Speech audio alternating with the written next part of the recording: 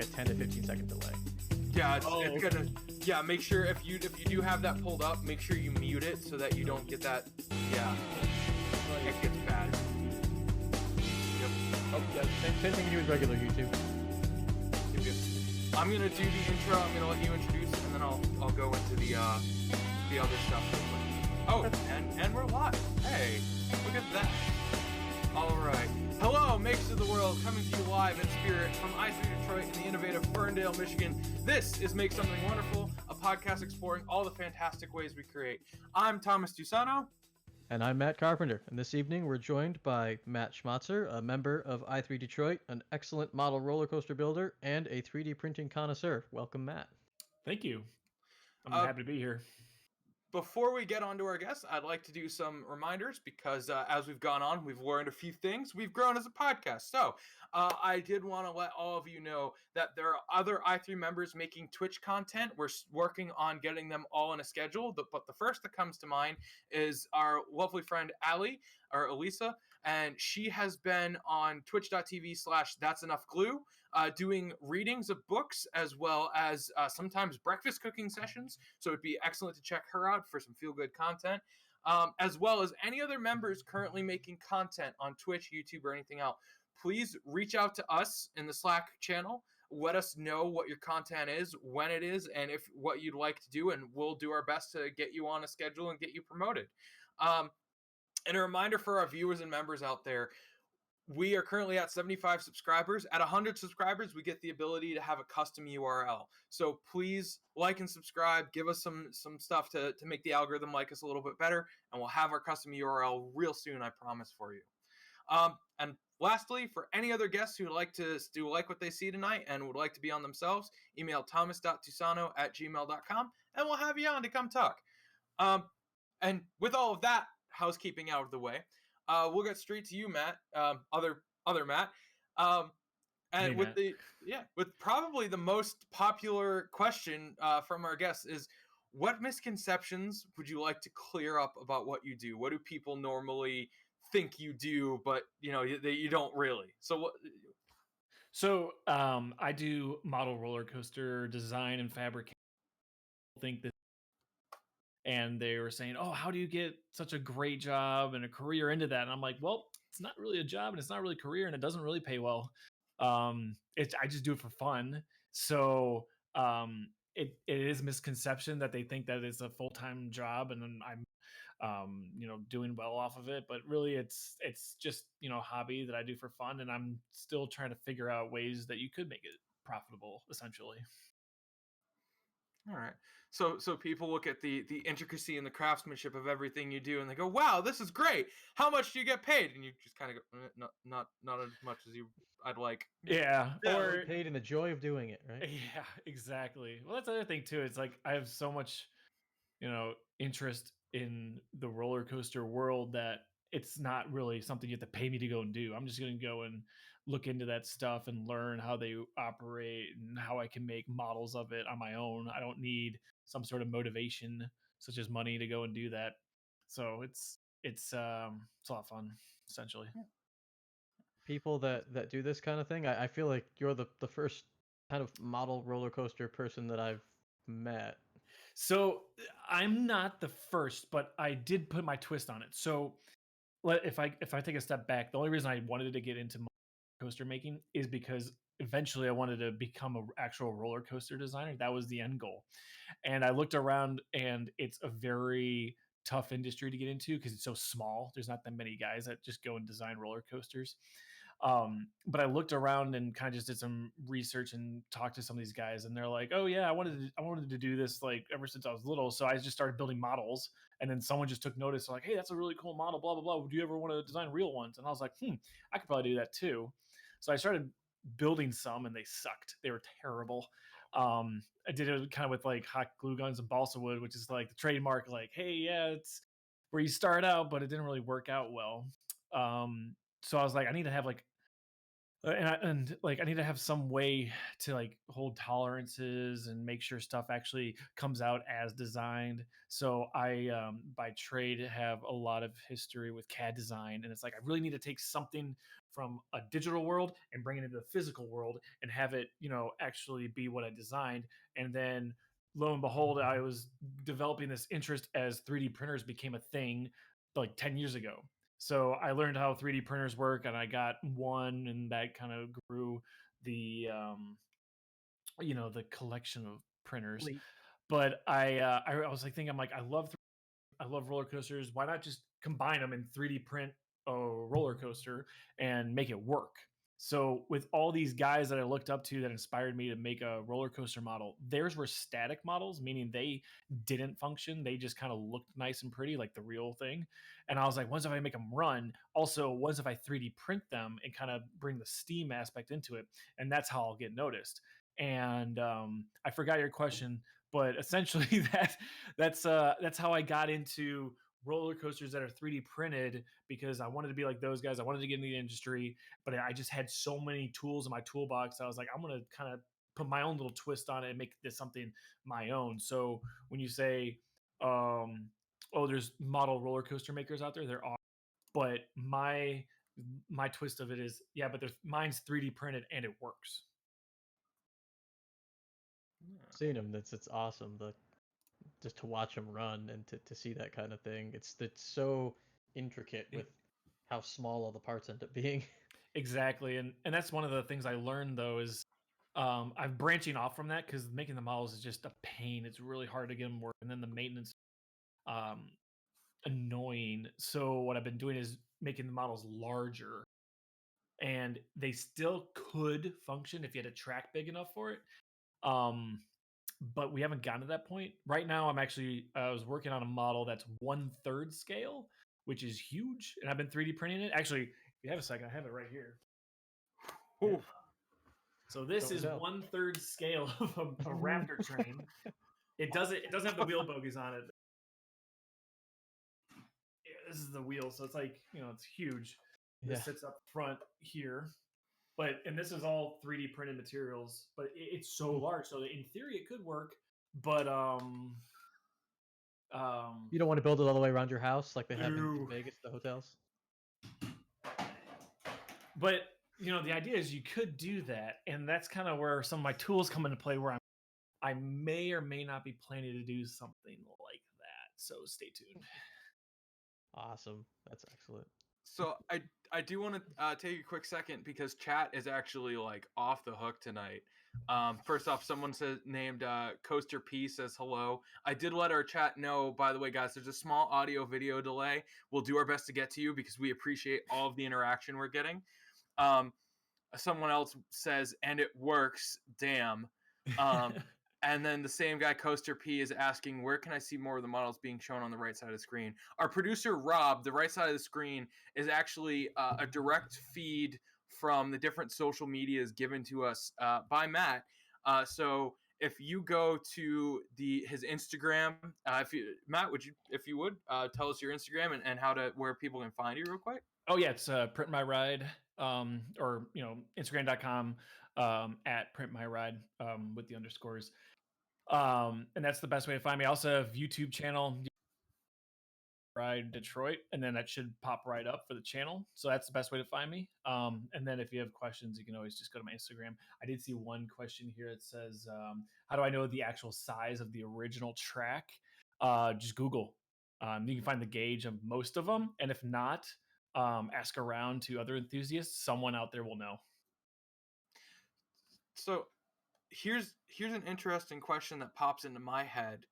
Um, is more or less, has there ever been a coaster where you've looked at it, like a model that you've been trying to make, and in looking at it, you can't figure something out until you ride the actual coaster itself? Like, has there ever been a quirk that's not immediately discernible, and until you've ridden it? Um, so for the actual full model roller coasters that I've done, not so much. But when it comes to some of the train design, so actually there's a picture I think that was just up of the Raptor train. That one I actually went to Cedar Point. I was riding. I'm like looking around. I'm like, okay, like just taking pictures while we're sitting in the station. Like I had my phone out. And they didn't yell at me. I should have. But I'm like taking pictures like up close at it. So and that's when I actually had to go ride it to get some up close shots that I could look at pictures online, but they weren't like close up, or they don't see how the mechanics or the actual linkages work. And it's funny because I went to go and check out some of the bits of that ride, and I was like, yeah, I don't think I can 3D print that. I'm gonna have to just come up with something new. But it definitely helped um, on some of the complete models. So I did in Vertigo, which I've ridden a million times at Kings Island. The only reason I picked that one is I wanted it to be small and fit in my garage.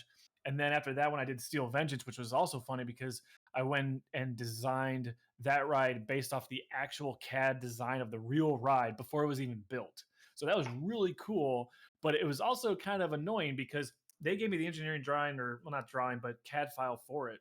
But they gave me the skeleton, so I had to kind of work around that.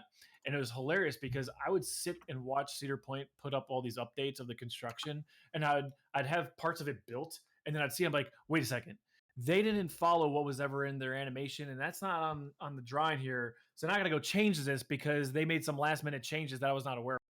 So it was actually kind of annoying where it's like, I got to go back and redo it. So, but that's the thing, is like, I was so detailed oriented that I was like trying to catch every little thing that they did. Awesome. So Yeah, you have to modify the drawing to match the actual thing in real time, right? Yeah. They gave me the skeleton of it, and I seriously put it into AutoCAD and hit divide by, or no, sorry, I'm thinking of the other model. Hit divide by, what was it, 28? I forgot the scale now. But whatever the scale was, I just hit divide by that, and then AutoCAD went, and then I just started building. So everything on that model is actually to scale. It's awesome. That is awesome. So I guess you've kind of hit on some of these already, but what's kind of okay? So there's 3 questions here. So, I guess what your specialization is, you kind of talked about a little bit, right? And what sets you apart, because your coasters actually work; they're not just scale models that are static, right? Mm-hmm. Yes. So I'm going to probably jump to the next part of this one, which is, do you have a secret weapon? And I kind of probably know what you're going to answer. Your secret weapon is, you have several of them. I do. I don't And even you know. have, I want to know over what in you're your, thinking. My they're all secret over in your weapon. garage. Okay. Well, okay. So there's two secret weapons. Let's put it that way. Well, I would say actually the biggest secret weapon that is a secret, I guess, is who you know, the networking of people within the industry that think what you're doing is cool and inspiring and want to get in on it. I think that's the real secret weapon. When it comes to tools like 3D printers, laser cutters, CNC routers, everyone kind of knows about them. They just don't really know how to use them. So maybe the secret there is just understanding their capabilities and not thinking that everything's a nail and you have all these hammers that you want to go all down with one tool. There's a toolbox, and everything has its purpose.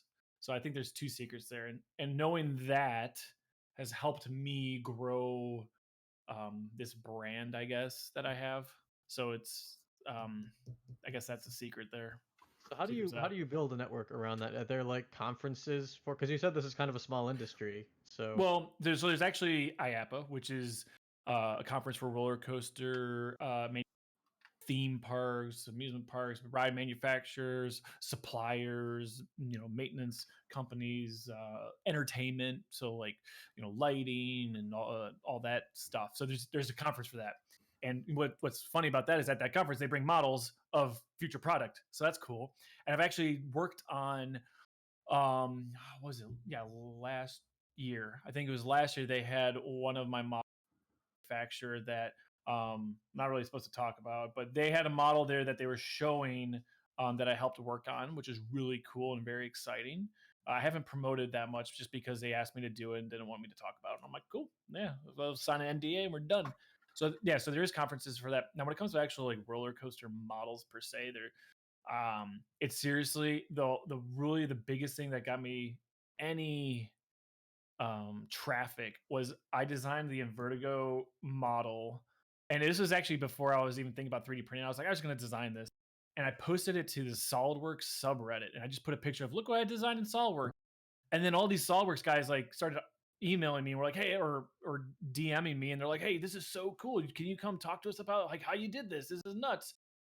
And then next thing you know, I'm like, oh, people care? Like, I didn't even think people even knew or like gave a crap about roller coasters and like the design of them. Then I was like, whoa, well, I guess people are interested. So then so after that, I put together the Instagram, which I didn't even like Instagram at the time. I was like, I don't have time for this. And my wife showed me, she's like, this is easy. You can do this.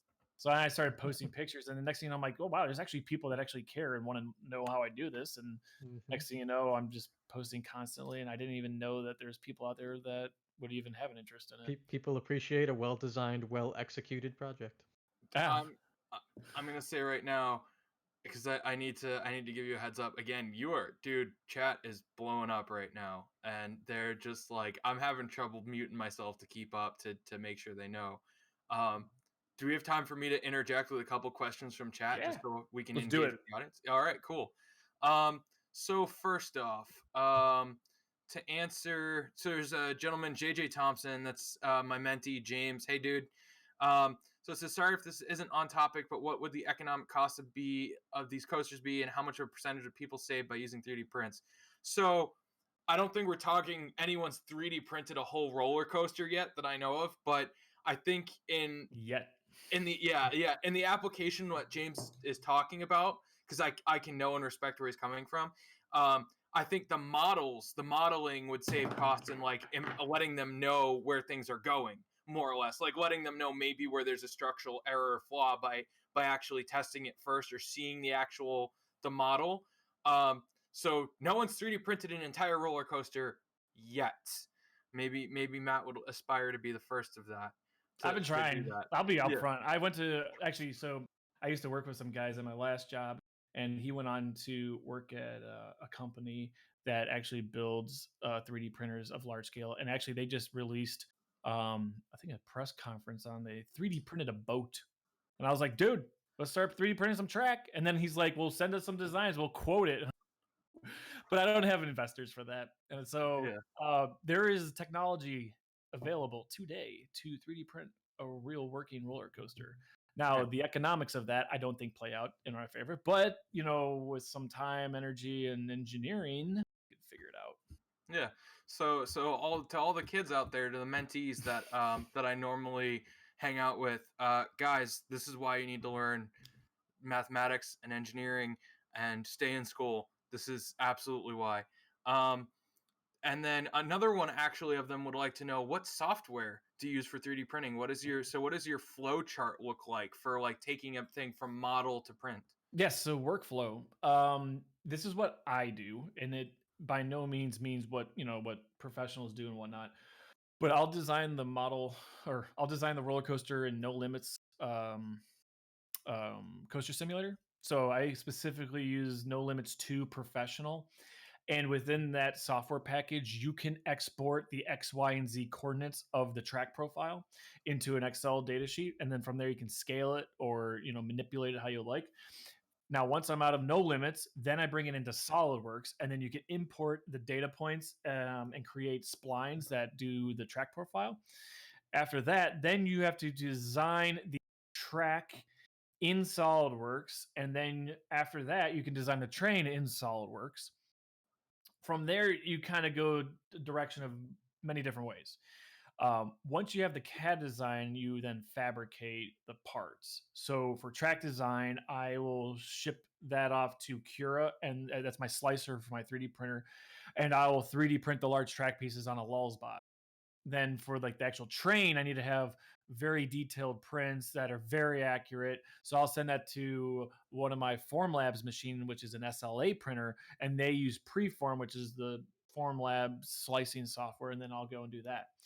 For some of the larger models, when I want to do like the footprint for the footers, so those are the concrete footers that hold up the structure, I will plot it out and cut those footers into sections that would fit on plywood sheets, and then I'll put them into a laser cutter that would then laser engrave the locations of each footer so they'd be perfectly etched onto the wood where they are in the CAD model, and then I can glue on the footers and then glue on the rest of the support structure that way. So there's a lot of different tools being used to accomplish that project. So, and this is kind of my specialty at i3 is taking what very smart people are saying and reducing it down into like caveman. Okay. And because that's what I am at the spaces. I'm not gonna lie. I'm a caveman. Thomas hit nail with hammer. Thomas I smash. didn't have lathes. Well, okay, fine, You, but you I don't have some skills they didn't have. all right. I haven't learned how to turn yet. Either way, so okay. So giving credit to myself. So you map in kind of a Cartesian in a 3D Cartesian fashion the outline, the silhouette of this coaster, and then kind of make a profile or contour of the track shape and all its supporting structures, and then that's more or less what you print and then what you're saying is that the plywood sheet you're putting into your laser is then marked for where all the support pillars that would be on the real coaster Yep. go. Okay, and then you take that support structure and the track that you've built, and more or less it turns into kind of a Lego set by that point. Not to demean what you do, just to That's kind exactly it. I wanted to take Yeah. out as much human interaction as possible. Machines build this thing, because Yeah. when I started out making models originally with, just as I said, hot glue guns and balsa wood, it was a disaster. Like nothing matched up to what I wanted, and it was kind of like hokey of how it came together. So this kind of takes out all of it kind of removes the art of it and makes it more science-based engineering, which is good. Yeah. But it kind of turns back into art when it's all done, so it's kind of cool. There is still art to what you're doing. There's still absolutely art, because there could be for all you know, there could be lines that don't get united properly or don't get tied in. There could be, there is art, and I talked about this on the Syn Shop podcast. There is art in manipulating data to fit a real world implication, and that's exactly what you're doing.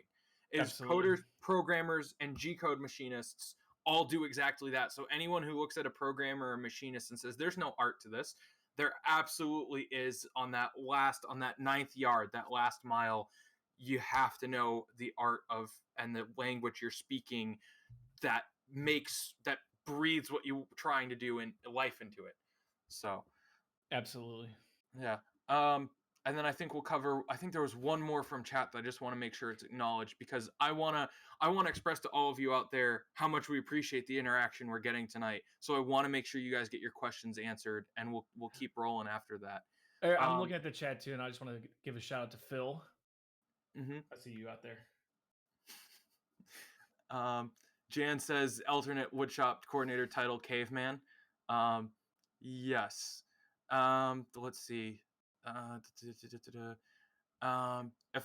Someone here's something. If I wanted to build it, well, we covered that in your workflow process. But if I wanted to build a 3D coaster, a 3D printed coaster, where should I start? With the design. So if you want to 3D print it, you got to have a CAD to design it. Which, as I said, my workflow is using no limits, but you don't have to start there. You can just start right in SolidWorks or Fusion 360 or Inventor or whatever you're working with, and just design it there. So there's lots of different ways and starting points to do that. It's funny, like I say I use no limit similar. There's no limit to start. Like heck, you don't even need CAD software to build a model, like a 3D printer. Well, I guess 3D print, but like to build a model roller coaster, you don't really need 3D printers or whatnot. You can use the craft tools available. I just wasn't good at it. That's why I went down this route. But you might Exacto knife and hot glue gun than you are, right? Exactly. You just got to be better at it than me. Yeah. People, as I said, the people that inspired me, that's how they did it. And they did it with, other cool methods that are blow my mind. As I said, I just put my own twist to what I'm good at. Yeah. But I feel like with me, it's like I can CAD model basically anything, but it's like when it comes to actually like putting it together, it's like if I can 3D print it, it's great. If I can't, it's like hands. How do I like it? Never seems to work out super well. One thing that I would ask, kind of going off of one of the questions from chat that we had covered already, one of the things that 3D printing has been big for in manufacturing in other areas is that you can make stuff with it that would have been impossible to manufacture in a normal way, like in a standard subtractive method. Yes. Is there kind of anything that those kind of methods are kind of limiting in your mind, kind of real roller coaster construction that could be done with For 3D printed parts? for real roller coaster construction, yes, there actually is uses for it because this is cool, and that's why I say like, oh, it goes down to networking. I got to meet some really cool guys. I was actually at the Ohio State. They have a organization that has an event called Sight, which is students in themed entertainment. I think that's actually what it's called. But anyways, so I was there, and there's this one of the professors there was talking about how they're trying to understand different methods of 3D printed tool steel to make the chassis of the trains lighter. And why would you want to make a train lighter on a roller coaster when it uses potential energy, you would ask? Well, when you're launching a train, you want that train light because lighter trains would require less energy to launch it using a linear induction motor or a linear synchronous motor. So they're looking at different ways to 3D print the chassis to make them lighter. It's the donut equation, more or less. Sorry, I've been The watching donut too much. equation? I've been watching too much car media this week. Donut media has different Okay. different tenets they use, like more fuel plus more air equals more power. Baby, More more That's like my power. entire job. Yeah, and then and then the other aspect of it is lighter car plus more power equals faster, kind of. So Absolutely. Simplify and add lightness, right? yeah, exactly. Add power, add light. Yeah. So yeah, I immediately was like, yeah, I can understand that. You would want to reduce the weight so that you can get up to higher speeds, and the potential energy will follow An at equation later with stage. some relationship about the perfect ratio of donut hole to donut meat, like volume. I was kind of confused about how that applied here. I've been watching too much James Pumphrey. That's all it is. That's all it comes down to. I apologize. Again, caveman. Tommy hit thing. So either way. Any other good questions from chat, or you want to kind of cycle back to our um regular list here, and then provide some more inspiration for? I see one more. Jen? Do I ever have plans on making a step by step? I've been trying to, but honestly, the biggest tutorial you'll really need is trying to figure out how to get no limits files into SolidWorks, which is like the first video on my YouTube. First and only, really. So that's the biggest thing. After that, it's pretty much just designing and whatever CAD software you're using and go from there. It's not a big secret after that. I pretty much gave, at least for me, the hardest part was that, and that's why I made a tutorial on it. So I'd start there, and then after that, you should be good to go. All right, I'm good. yeah. All right. So Matt, go ahead if you'd like, or is it me? I forget whose turn it is. I think it might be you. We're kind of going all over the place here, but I think it might be you. Okay. All right. Cool. What is your latest project? Is there any interesting challenges about it, and have you overcome them, or is there a unique problem in your way? Yes, there is a unique problem because I love sharing my work and all the current projects I'm like not supposed to talk about, which is so sad. I know, right? It's like you show off all this work about all the cool stuff you can do, and then all these people come to you asking, it's like, hey, can we work on this together? Can you make this for us? Or can you blah blah blah? I'm like, yeah, absolutely. Can I document and show people? And they're like, not until it's done. Like, so that's the thing, and I've been going dormant, I guess, kind of recently. But okay, so your question was, what am I working on right now? I'd say Yeah. there's 5 projects I'm really working on. One is I need to get Steel Vengeance back up and running at Cedar Point, so that's priority. But it's tough because with the state of everything right now, all the parts Yeah. here that I'm working on, so we have that. Then I have another project right now going on. So if you've noticed, there's the Raptor train, and I have an Orion train that are 3D printed trains, and specifically the Raptor, I actually put the CAD files onto Etsy so that people can download them and 3D print the model themselves. And that model took about like 3 months to make, and the feedback I got was very opposite ends of the spectrum, where people are like, this is the coolest thing ever, there's so much detail, oh my gosh, I'm so happy you did this. And then I got other people that are saying, this is too expensive. I don't have the materials to build this. You list the fasteners, and when I spec it out, it's going to cost me $300. I'm like, yeah, that's what it's going to cost you if you want that detail. And they're like, bah, not doing it. This is stupid. Wow. And I'm like, okay, well, so you have this one party that's like, this is really cool. And you have this other guy or group of people that say it's too expensive, takes too much time to build, blah blah blah blah blah. So how do you get a train model that's really cool but really cheap and easy to make? Working on that. And I got some sweet ideas, but I don't really want to talk about it just yet. Because Follow you on social media. Yeah. So follow you on social Yeah. media to keep up with I'll as they come out. I'll announce, or I'll be talking about that in the future, because people have done it before where they have like little model trains and whatnot. But like it's really hard to get the detail and accuracy, but have it at a cost and price point that people would want to pay for it. And then it's like, is there enough people even out there that are interested in buying something like that? And it was kind of a feeler with the Raptor train, just putting the cat design, see if they're interested there. And I think there's enough interest. However, I don't think there's enough people that are willing to put the effort to build it. Because I actually posted, that design, and I think I've only seen one complete train. There probably is more out there, but from what I've seen, I've only seen one person do it. And he's like, "Yeah, it's taken me 4 months just to put it all together." I'm like, "Yeah, now imagine designing it, then printing it, then building it, then painting it. Like that's what I did just to get you guys to get on board with what's possible." And it's crazy, like the work that goes into it. So I'm like, "This is a bad idea." So that's the second project. I'm trying to figure out a way to make it, a more accessible train. You saw the 1/3 scale Raptor train. Yeah, I'm trying to build a 1/3 scale roller coaster. Jokes out. Um, so that one's happening too, and that's scary. The fourth thing is I've been doing some side projects where it's not actually even coaster related. So I think I sent a video of the Rube Goldberg machine. Car and Driver magazine asked me to do a Rube Goldberg machine, so I had to take a 2-month break to work on that. And so a couple of other people have asked me to do some other side projects that are not roller coaster related. So there's that. And then the fifth thing is I have my day job. That's not even roller coaster related to begin with. So, and I've been working crazy uh, overtime, and it's just been really rough actually. So that's been taking up a lot of the that I have. So there's a lot going on.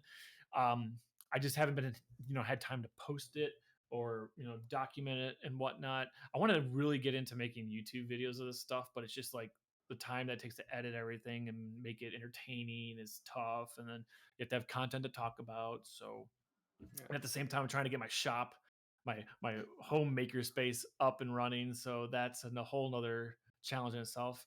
And then I have to have a life. So I have I have to say, and I don't know if Rob can briefly switch over to some views of your home shop real quick. That is beautiful. That is shop goals right there.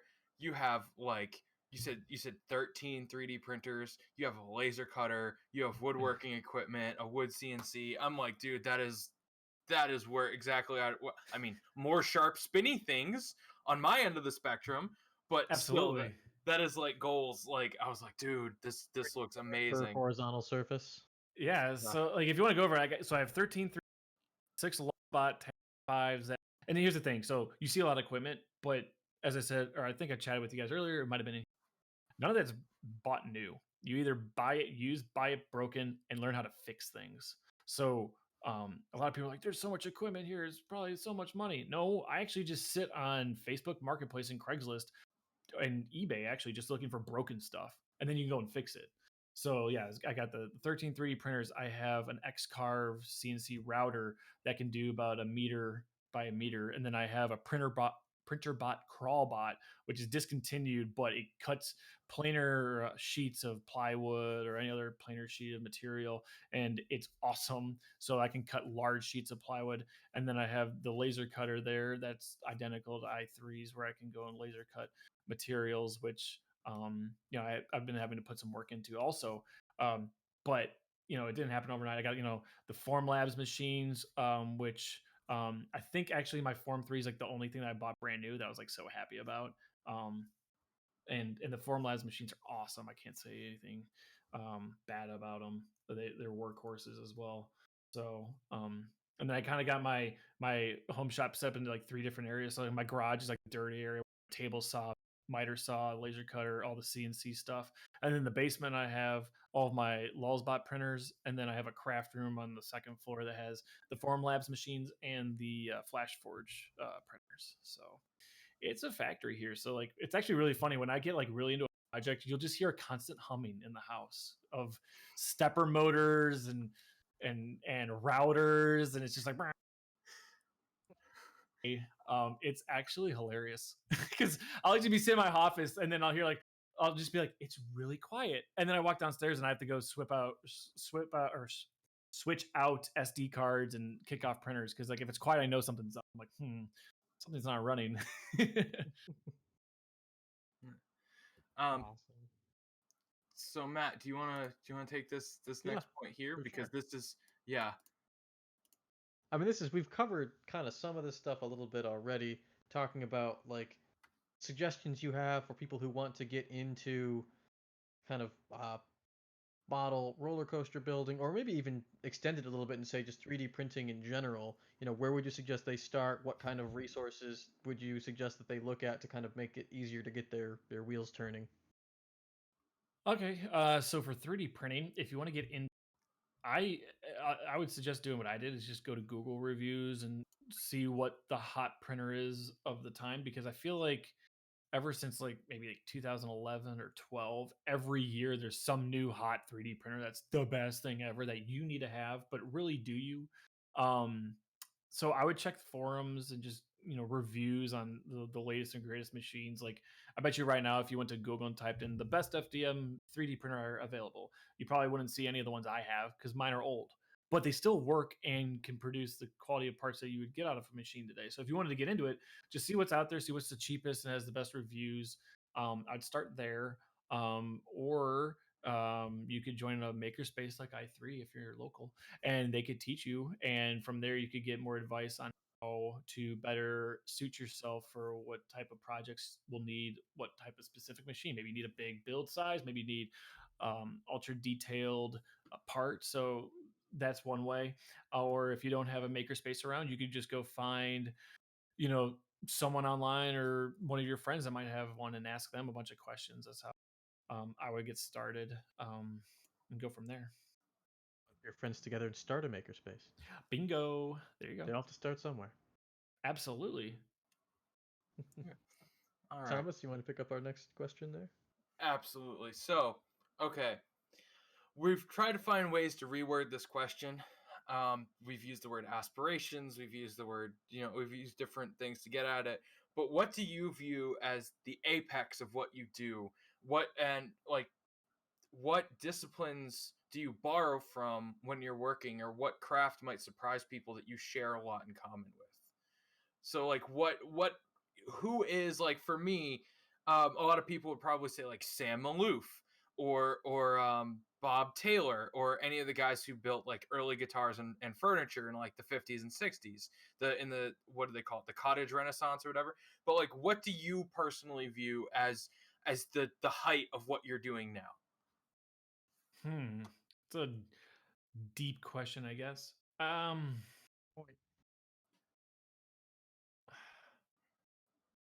You're saying like who do I aspire to be essentially, or More or less, like, who is there a guy out there doing something similar, or maybe a roller coaster designer? Like, maybe there's a big famous coaster that everyone would know, but they don't know the OG coaster designer, like, kind of deal, that you're like, this guy's my hero, kind of thing.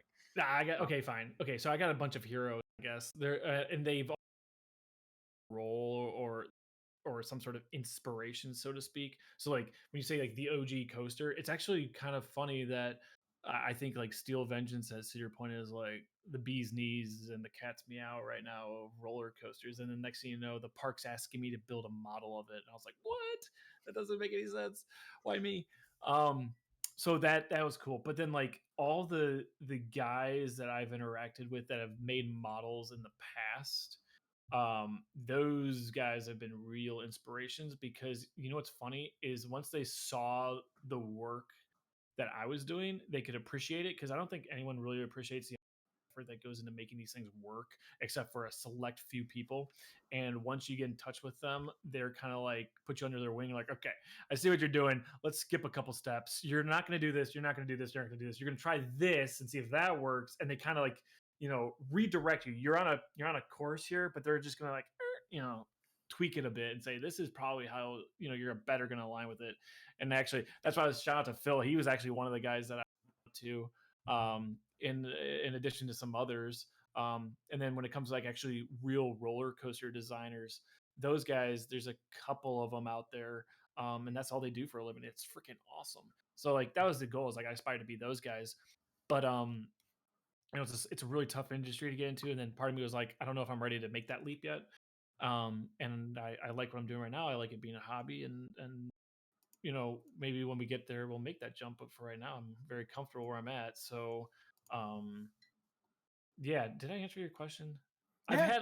There's a lot of people that have inspired me, and I think it's just the other model makers, and I want to be just like them, and get to that level. And then once I can actually have enough under my belt to say like this is what is possible, open that up to the greater community, document it, show how I show my story, and then pretty much close the book and be like on to the next book, where it's like we'll see where that takes me. So I'm not done yet. Yeah. Writing chapters, so to speak, I guess, but we'll see what happens. Yeah. All right. So going kind of off of the fact that it's a smaller industry, but there are obviously people who do this as their job, day in and day out. And being in Detroit, where we have kind of our main industry, right? That automotive is a very big part of it. Is there kind of is coaster design, is that kind of centered in a particular geographic location, or is it kind of all over the? It is all over. So that's the other thing too. It's like I've actually received a few job offers at actual roller coaster manufacturers, but haven't accepted any of those yet. But they're everywhere. You could be out. There's and not just coaster manufacturers, but the actual amusement parks themselves, like Universal, or like everyone wants to be an Imagineer. So not just actual manufacturers, but they're everywhere, all over the U.S., all over the world, in Europe, in the U.S., in Asia. They're everywhere. But when I say they're everywhere, I'm making it sound like there's tons of them. There's not. There's maybe a handful. I'd say maybe 10 that you would want to be interested in, but they're just like everywhere: East Coast, West Coast, Central America, Europe, Asia. Like not Detroit, although there is Roush, but they make like ride vehicles. They make everything. They make pretty much everything. Yeah. So there's that. So it's one of those things where it's people start them wherever they happen to be and they want to do it. Yeah, exactly. So maybe Detroit Coaster to you soon. Yeah. Awesome. I'll let that sink in. Yeah, there we go. Well, just let that hang there for a second. If there's anyone who's looking to invest. All right. So if I was to 3D print a launch roller coaster, linear synchronous motor. There. Sorry, I took a question from the chat. I'm sorry, guys. Okay. No, All no right, problem. Matt, get it back to you. Yeah, no problem.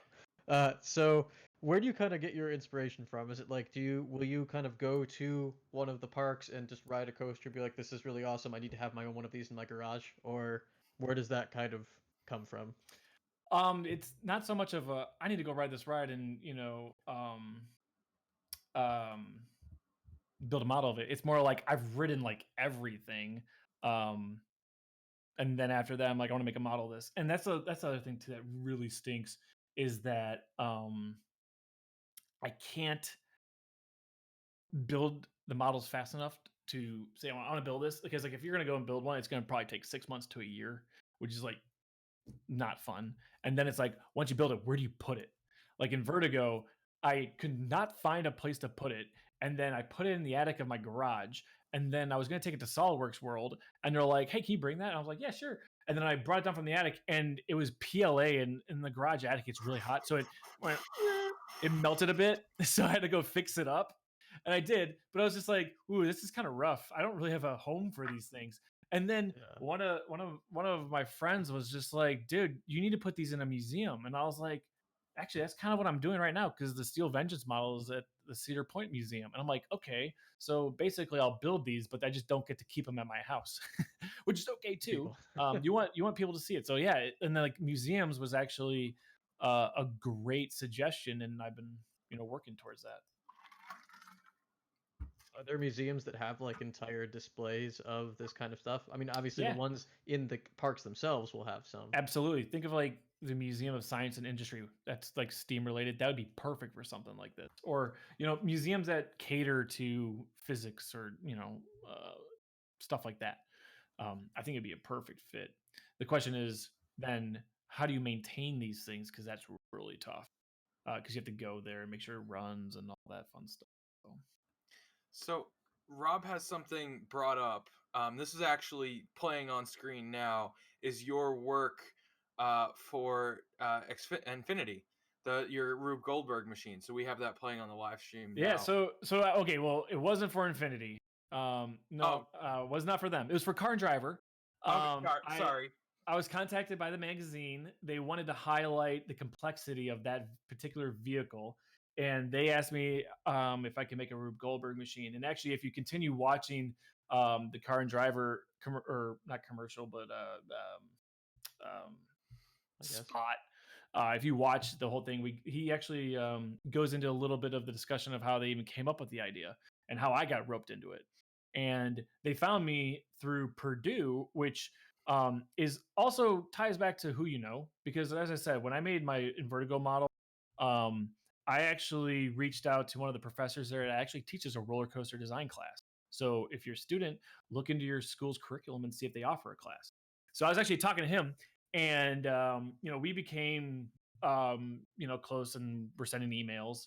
And Car and Driver actually contacted Purdue, and they're like, "Hey, do you know that can help with this?" Like, they asked for student help, and the students weren't available because it was during winter break, and everyone's off campus, so they couldn't get the team because there's actually a club that they have, and they couldn't get the team together. And they're like, well, there's a couple of alumni that might be able to help, and they shot them the contact info, and they're like, oh, this one guy, Matt, is local in the Detroit area, so they contacted me, and we went from there. So I just want to tie back to it all depends on like who you know, because they could have contacted anyone to build this.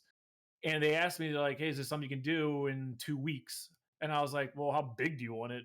Like, what do you want it to do? And they're like, oh, we don't know, but it has to start the car.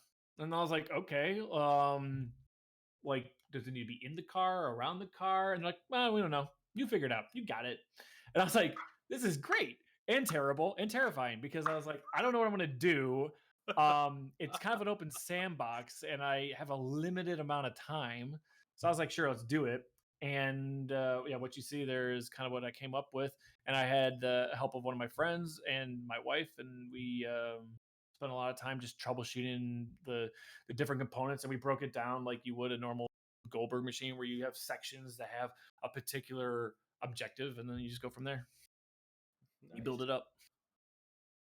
And to be fair, there is 3D printed parts on that. There is laser cut parts on that. So as I said, you use the tools that you're used to and create it. It's like the Pinewood Derby track was actually laser cut into different into sheets that fit in the laser, and then that's how you get the perfect contour. It was all designed in CAD, and actually it was really fun. I was like, man, I'm gonna get to these Pinewood Derby tracks are really easy. You can make them like freaking do loops and everything. Like, I want to do it, but I don't have time. And where the heck am I gonna put it? There's ever someone that needs a Pinewood Derby track, I would love to build some crazy stuff. And I don't know if you noticed, but in the video when they launch the cars, they do end at the same time. So I was like, cool, even though they have different tracks. So I thought, neat. Nice. You totally meant for that to happen, right? You designed it like Totally. I was actually like hoping it would happen, and then I was like, it probably won't, but whatever. And then it did, and I was like, sweet. So that was one of those surprises, those surprises. Now they have video of you doing. I'm watching this out of the corner of my eye too. They have video of you assembling it and all this other stuff. That's really awesome. Yeah, it goes into the history about how they got in connection with me, and yeah, I just can't hit on that enough. It's just like making networking and connections and being friendly to people, and if they need help, you help them. If you need help, then ask them for help. It kind of goes both ways. And yeah, just being friendly and supportive, and you'll get to do cool things. Yeah, absolutely. Awesome. And that's the other thing too, is like, as I said, like now I'm getting drawn into these projects that necessarily roller coaster related, but you have to be creative and in a mechanical sense, which I love building just in general. So a lot of these have been starting to pop up, and these are the fun projects where they'll actually commission you to come up with something that you kind of just think about every day. Like, hey, that'd be cool to do. And then they're like, hey, here, do it. And you're like, what? Yes. And that's kind of like how you can like maybe like someday this could be a career, but you just gotta start small and build that portfolio. Yeah. Awesome. Pretty awesome. Yeah. Thomas, you got one more, I think, question on the official list. Yeah. So one of the things that we've learned about that's so great about i3 is that being this large communal space, you get this phenomenon of people getting chocolate in your peanut butter or peanut butter in your chocolate and vice versa. So what is something you've learned from another member at i3 that you weren't expecting?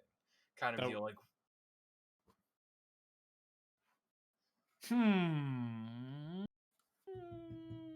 Okay, here's one. yeah, Here's something that I guess it's not really learning, but something that happened that I wasn't expecting. yeah, The very first time I set foot into i3 was like the very first day. I was just like, I don't know anyone here. I don't even know who to talk to. I don't know what I'm doing. I'm like terrified because I was like, this is gonna be just I don't even know where to go. I seriously walked in the door. I'm like, well, this is cool.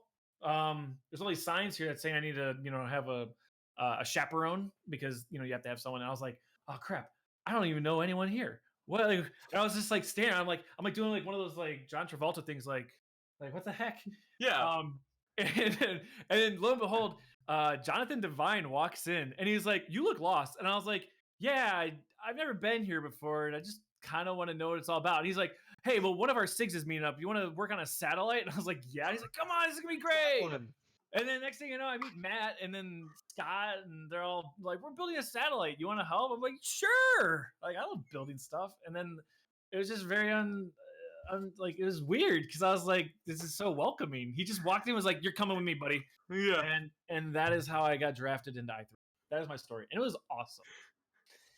I just welcoming with open arms, and that is what was surprising to me. I was just like, "This is great." And I guess I learned there that it's a welcoming community, and I'm all about it. Yeah. So yeah, that would be my surprising learning story. All right. Awesome. Yeah. That's how you get started in this space. Yeah. So, and we've got time left over. We've got a few minutes. I don't know what to do, Matt. Do you have No. more questions, answers? Do you want me to talk more? Well, Like, we my have hands? we have a few different topics. Matt, do you or we can see what else is chat. Well, I Um, would say check chat, and also, so Matt, you had sent a bunch of pictures to us to feature. Were there any that we didn't get to that you'd Yes. like to highlight? Absolutely. So, let's talk about. I guess I'll just start talking about all my stuff, just if people are interested in what I do. So let's going along the lines of networking and that. I can't say how much of important it is, like, or how important it is because I keep saying, I'm like, oh yeah, it's all about who you know, and it really is. It's really weird because they tell you that in school and all that, and you're like, okay, whatever, I get it. You got to know, like, it really is like about who you know. Um, so when I started building these models and I was building Steel Vengeance, I got an email from a guy that actually makes model souvenirs. They're called nano coasters, and it's the company's Coaster Dynamics. And they contacted me and they're like, "Hey, you seem to be good at this SolidWorks stuff. Do you want to make some of our models?" And I was like, "Sure." And actually, just past the picture, it's a bunch of little models of little roller coasters. I think you go up two pictures. I know there's a delay, but I'm trying to see if I can help you out here. But there's a bunch of little model roller coasters, and they sell them at gift shops at the park. And they asked if I could help out designing them, and I was like, "Yeah, sure, I can give it a shot." And it went really well. I was designing them, and they're like, "Well, this is great, and you do it really quickly." So they gave me a list. I think the first list was like 18 of these nano coasters. Yeah, that you got the picture. There's 18 of them. They're like, "Okay, see what you can do, and we'll check back in a couple months and see how far you got." And then I email him back like 4 days later. I'm like, "Yeah, they're all done." And he's like, "What? No way." So yeah, so they gave me 18. I did them in like 4 days, and it was funny because it was like winter break, so I had nothing better to do. So I just seriously sat on SolidWorks for no joke, like 12 hours every day for like 4 days, and just whipped these things out, and then shipped them out. And next thing you know, they're giving me more, and I think I forgot the list, but I think now I've designed about 38 of them. I actually lost count.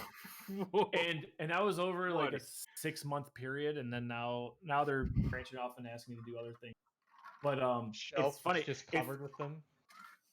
They're all I don't know if you can see, it's too dark, but actually wait, hold on. There's some right here. There's one right there. Like my whole in the house. window. Oh yeah. Yeah. There's some actually I can't show you because they're not out yet. So Ooh. yeah, so oh wait, here we go. Hold on. So maybe if anyone in the chat's out there, maybe you can guess what this is. A huge nano coaster. So I actually laser cut this at, and this is 3:1 scale, so it's 3 times bigger than a regular nano. I don't know if anyone out there even cares to guess. I'll let them figure out what this model is. I mean, so that makes it a micro coaster. Nano. Or yeah, if it's nano, then yeah, micro. And then I have the so just give me an idea. Someone took a stab, said Raging Bull. Oh, yep, there is bingo. Stephen Brosh in chat. Yeah. Nice. So, nice snipe, buddy. There's Raging Bull, and then Big Raging Bull. Nice. Wow, that was So your audience is here because I'm guessing. I was about to say even the people who aren't sub to your Instagram or your YouTube would. I mean, the wow factor for what you do is there. And then one of your guys just goes boom and just like out quarter mile just snipes. He knows exactly what was up. Those are my people. Yeah. so they asked me to do those, and I've been doing. Oh yeah, there we go. See, there's people that are interested. So yeah, they asked me to do them. I've done like 38. Actually, I think that's wrong. I've done so many more. And this is what's sad though, is because of the pandemic that's going on. Now the parks are opening, and so it's delaying a lot of the launches for these products, which is sad. So I can't talk about the ones that haven't come out yet because the parks own the rights to it and blah blah blah. And that's why I say it's like I don't even post any of the nano coaster stuff on my Instagram because it's not it's not my product. I'm just helping support with the design. And there's some YouTube videos of the Coaster Dynamics guys talking about what they do, and he actually highlighted that in one of his videos. I think he was talking to Ace, which is a coaster club, and he was like, "Yeah, this guy did it like super quick, and now he's doing all of them." And I'm like, "This is cool." And like that's the fun thing too is like since I'm so passionate about it, I want to get the details of the ride. Where actually at some point, these guys were like, whoa. People aren't going to want to assemble these because I'm like putting like all these extra supports and making it like perfect. And they're like, this is for the general audience. You need to make it so everyone can assemble it because if you make it too difficult, people are going to upset. I'm like, okay, fine. So I dial it back. And then we have to have a uniform product. So it's a lot of fun because I like to challenge them a bit on some things. So I'm like, no, you have to have this. This is like the signature thing of this ride. And they're like, no, you got to take it out. We can't have it. I'm like, what? And I'm like heartbroken, but I'm like, I get it. And there's the fun stuff. So, okay. I don't know how into this Steven is, but here's some little insider scoop stuff. So there's another picture in here, and I forgot the name of the gentleman that's running the thing. Hold on a second. Can you still hear me? It's lagging a bit. Yeah, we can hear. Okay, whew, my computer is lagging. Anyways, so some of the insider scoop stuff. I forgot the gentleman that's running the pictures, but there's another picture that looks like it's CAD software, and there's some angles. I don't know if you can pull that picture up. I want to talk about that since we're talking about this stuff. It's a gray picture, like it looks like a gray model. Oh, like on the blue track. Oh no! I see it. He's got it. You've got it right there, Rob. I saw it on the stream. But there's two angles, and it says like 66 degrees and 70, whatever. He's got it up. Yeah, okay. So, okay, Steven, what ride is this? Let's give him a second. He's pretty good at this. Yeah. So while we wait for Steven to respond. No, wait. Someone else got him. Yeah. We have a counter sniper. Yeah, here we go. Okay, so here's some fun tidbits on this model. Oh yeah, see, they're gonna fight. This model came out, and I think the Coaster Dynamics guys like posted on Reddit or somewhere. I forgot where it was posted, but someone was complaining about the angle of the drop. They're like, this does not match. This is unacceptable. This is not the 73-degree downward drop of this ride. And I was like, are you serious? So then I went to the roller coaster database, which is a reputable source for this type of statistic, and I actually measured it, and it is indeed 73 degrees, and mine was 66.6. And I was like, "Are you serious? Like, I'm off by like what, 7 degrees, and you're gonna be sticklers about that?" But they caught it because people care, and that's a big thing. It's like you want to get all the detail, you want it to be perfect, um, and and that one really stuck with me because like I try to make El Toro perfect, and like I'm not gonna sit there and measure every degree and make sure it lines up with RCDB. I'm just gonna make sure it looks right and then get it as perfect as possible. But that one struck a nerve with me when someone called me out on that. Like the drop is not at the right angle, and I'm like, what? Like, are you really like taking a protractor this thing? And I was like, nah. I was so bamboozled. Blown I was away like, in a good no. way, right? Yeah. Well, yeah, no. I was like, yeah, people care. This is great, but at the same time, I'm like, they caught me. Like, I need to be on my game. So you better watch all the drop angles from now on. So I thought that was funny. So we do have a couple more minutes to do some wrap up here because it is 10:30. So I just want to take one quick minute. We do have a sister podcast that we partner with out of the Syn Shop, located at 1075 American Pacific Drive, Suite C in lovely Henderson, Nevada. And normally linked below is their YouTube channel, youtube.com. I believe they might have /Syn Shop, but Googling SYNSHOP would get them. And it's with Crux and the Mighty Pong. They're going to be starting as we're wrapping up here as far as it goes, but just out of in spirit of the community that we're trying to build here, I just want to make sure people know that that's the next place to go if they want to keep watching more maker content. I don't know what the channel topic is tonight for them. They haven't announced it, or I haven't heard from Pong what they're going to be discussing.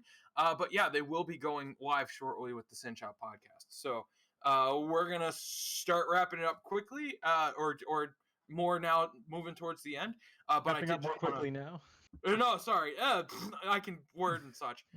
I just wanted to let people know that that's the thing, and that normally we honor them by saying at their start time, hey, go check them out too, because they're good. They're solid content. So yeah. Matt, other coaster Matt. I interrupted you mid statement. So you were going on about the angles, getting them just right, and people care that much about these models and about what's going on with these attractions.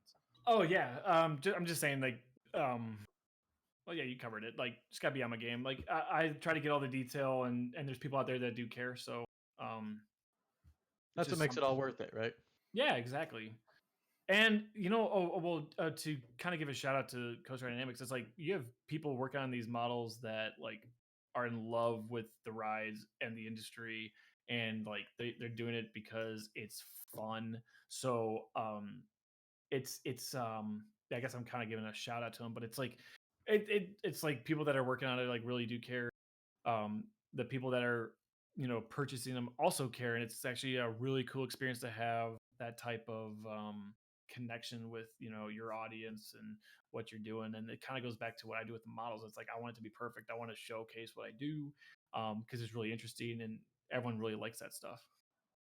So all right, that's awesome. Should we play ourselves off here, Thomas? Yeah, but I mean, well, first I want to start like Matt. Thank you for bringing your audience tonight. They've been fantastic. I'm so glad to see them and how much they livened up chat. Yeah, me too. And I mean the battle's probably ongoing. I'm not paying attention to chat right now, but either way, you're more than welcome to come back in a few episodes or so if you'd like. Absolutely. And let people know. Project. Yeah, let people know where they can find you, if you would, like YouTube, Facebook, Instagram. Like, let the people at home know so they know and they can follow you. Yeah, so it's Print My Ride Detroit. You can go to YouTube, just type in and pop. And if you want to follow me on Instagram, it is instagram.com / print my ride. Underscores in between the words. Awesome. In the description as well at the bottom. Yeah. When this video goes from live stream to archived or on demand, all of our guests' info will be in the video description. Matt? Yep. So That being said, if you'd like to know more about i3 Detroit, you can find us on Twitter, Facebook, or wherever you get your social media fix. Links are in the description for that as well. Or if you'd like to donate, i3detroit.org/donate is our main link for that. Also, if you would like to be featured on one of our podcasts, uh, you can share pictures of your home shop or projects you're working on and tag i3 Detroit on your Instagram, or just pictures of your pets or you relaxing or whatever kind of fits the maker mood. You can also tweet at i3 Detroit, and we will pick some of those mentions to feature on next week's podcast. Yeah, we love our community. That's why we started this. And more or less, I like to make sure if there's something out there that you guys are working on, some experience that you've been having at home or wherever else you are, share it with us. We want to know what the maker community is up to. And if you'd either like to be a guest or you have a making tangent podcast or parallel whatever you believe that your topic is conducive to making, contact us, reach out to us, thomas.tusano@gmail.com, and I'll arrange to either have you on or even be on your podcast. So as far as things go, I just want to remind all of you out there to stay excellent to each other and to continue to make something wonderful. Matt? Thank you very much, everybody. And it's always a pleasure. And other Matt? Yeah, thanks for having me, guys. Really appreciate it. It was a lot of Yeah, thank you for coming out, Fun man. to have you. And Rob will let us know when the curtain has closed. So thank you very much, everyone in chat and audience, and have an awesome night. So. And we wait, and we wait. Now let's talk about all the juicy stuff that everyone wished we did. Exactly. James says, I'm going to go become creative now. Thanks, Matt. Y'all are poggers. Oh, yeah. This is the first time we've had the problem of having multiple Matts. Yeah. We All could right, actually man. have an i3 all Matt episode. An all Matt spectacular. Oh, man. That'd be scary. Because then if someone goes, Matt, everyone goes, what? That was when I was in FCG. We went out to dinner one time, and there were 5 Matts in my starting group.